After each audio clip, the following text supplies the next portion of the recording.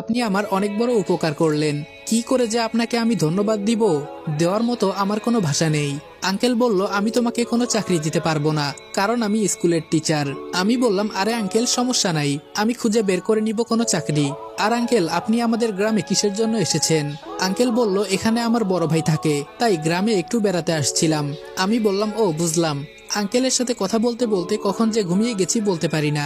ঘুম থেকে উঠে দেখি চলে আসছি। একটু পর আঙ্কেলের একটা মাইক্রো এলো। আঙ্কেল বলল, বাবা উঠো, একসাথে যাই। আমি বললাম, আরে না আঙ্কেল, আপনি শুধু ঠিকানা বলেন, আমরা রিক্সা নিয়ে চলে আসব।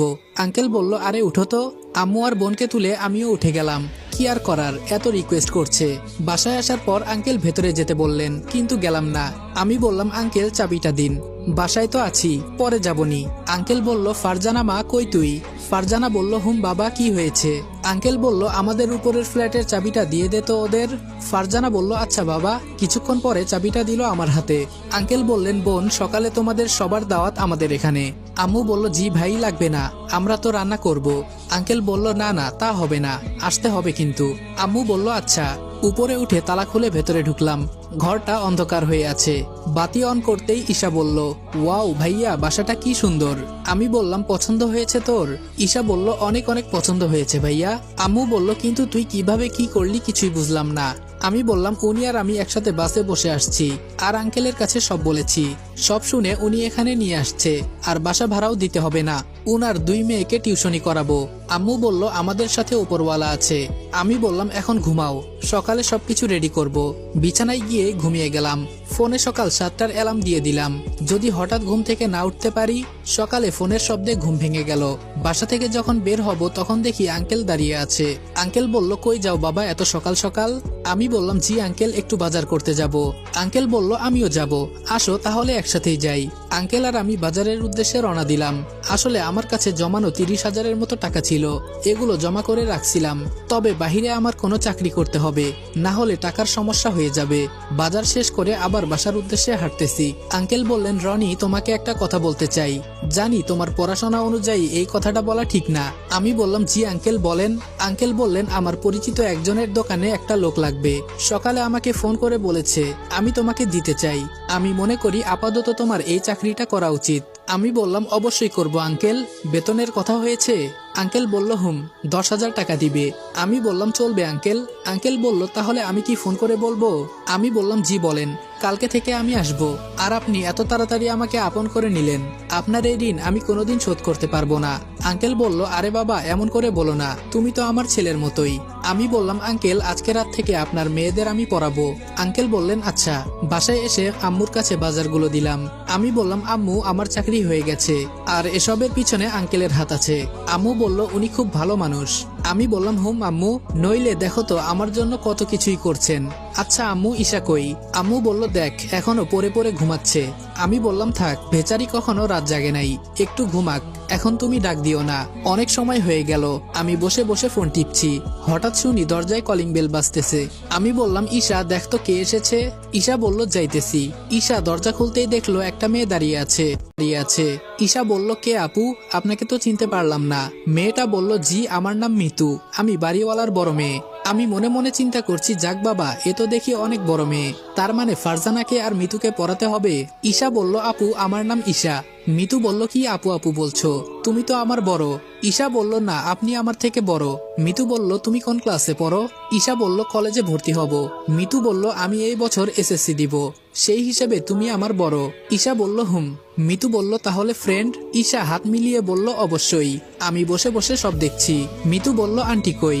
ঈশা বলল, আম্মু তো ভেতরে রান্না করছে। মিতু বলল, তা বললে কি হবে, আমাদের বাসায় যেতে হবে এখন। ঈশা বলল, তুমি যাও, আমরা আসছি। মিতু বলল, তুমি কি তুই করে বলবা, আর আমি সবাইকে নিয়ে একসাথে যাব। ঈশা একটু হেসে বলল, আচ্ছা, তুই করেই বলবো। ভাইয়া, আম্মুকে ডাক দে। মিতু বলল, তাহলে কি এটা তোমার ভাই? ঈশা বলল, হুম। মিতু বলল, খুব কিউট তো। আমি সবাইকে নিয়ে নিচে গেলাম, আন্টিকে সালাম দিলাম। আম্মু আন্টির সাথে ভেতরে চলে গেল। আমি আর আঙ্কেল সোফায় বসে কথা বলছি। একটু পর সব রেডি হয়ে গেলে সবাই মিলে খেতে বসলাম। আঙ্কেল বললেন, ফারজানা আর মিতু, আজকে রাত থেকে রনি তোদের পড়াবে। ফারজানা বলল, আচ্ছা বাবা। মিতু আস্তে করে বলল, আমি তো তাই চাই।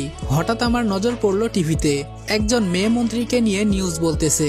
মেয়ে মন্ত্রীর পিক এত সুন্দর দেখে আমার বুকে কেমন জানি ধুকধুক করছে। এত সুন্দর মেয়ে আমি কখনো দেখি নাই। মনে মনে এক বস্তা ক্রাশ খাইলাম। আবার নিজের মাথায় নিজে চাপড় মেরে বললাম, ফালতু চিন্তা করে লাভ নাই, উনি একজন মন্ত্রী, আমাদের মতো সামান্য মানুষ নিয়ে তিনি চিন্তা করবেন না। আঙ্কেল বললেন, টিভিতে নিউজ দেখো, উনি নতুন মন্ত্রী হয়েছে, কিন্তু কয়েকদিন পর সামনে থেকেই দেখতে পারবা উনি কিছুদিন পর ফারজানাদের স্কুলে আসবে। আমি বললাম, এত অল্প বয়সে মন্ত্রী, বিষয়টা বুঝলাম না। আঙ্কেল বললেন, যারা এসবের পিছনে লেগে থাকে তাদেরই হয়। বড় কথা হলো তুমি যেটা করতে চাও সেটার পেছনে তোমায় সময় দিতে হবে। আমি বললাম, হুম আঙ্কেল, ঠিক কথা বলেছেন। খাবার খেয়ে বাসায় চলে এলাম। আমি বললাম, ঈশা এইদিকে আয় তো। ঈশা বলল, হুম ভাইয়া বল। আমি বললাম, মিতুর সাথে কথা বলে দেখিস তো, কোন কলেজে ভর্তি হলে তোর ভালো হবে। ঈশা বলল, আচ্ছা ভাইয়া। রাতে পড়ানোর জন্য আঙ্কেলের বাসায় গেলাম।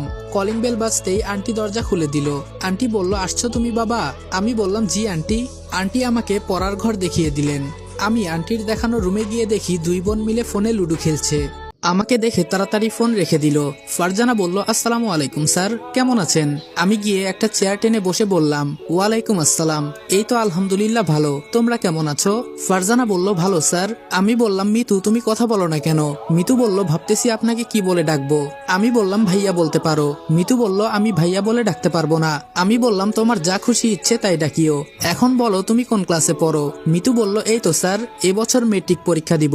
আমি বললাম, আচ্ছা ফারজানা তুমি? ফারজানা বলল, আমি পিএসসি পরীক্ষা দিব। আমি বললাম, তাহলে তো দুই বোন আজকে থেকে ভালো করে পড়তে হবে। মিতু বলল, স্যার এত পরে কি হবে, শেষে তো। আমি বললাম, এই চুপ করো, যত সব ফালতু চিন্তা মাথায় রাখো, এইসব বাদ দিয়ে বই বের করো। মিতু বলল, আচ্ছা। আমি ফারজানা আর মিতুকে পড়িয়ে বুঝতে পারলাম তেমন ভালো ছাত্রী না। বুঝেনি তো, বড় লোকের মেয়ে, টাকার কোনো অভাব নেই, মাস্টার একটার বদলে 5টা রেখে দিবে। আমি বাসায় এসে রাতে ডিনার করে ঘুমিয়ে গেলাম। সকালে রেডি হয়ে দোকানে চলে গেলাম।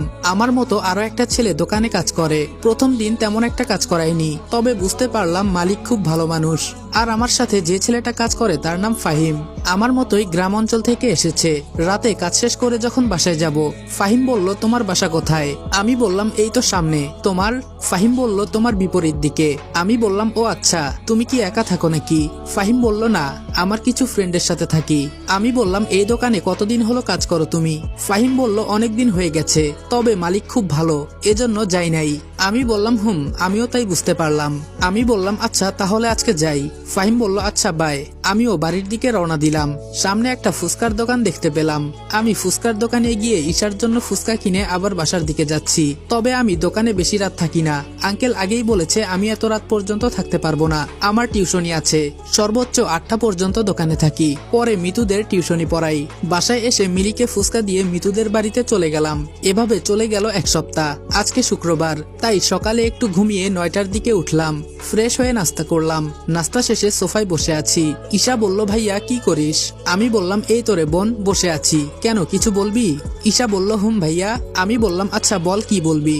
ঈশা বলল, মিতুর সাথে আমার কথা হয়েছে। ওদের স্কুলের পাশে একটা কলেজ আছে, ওইটা খুবই ভালো।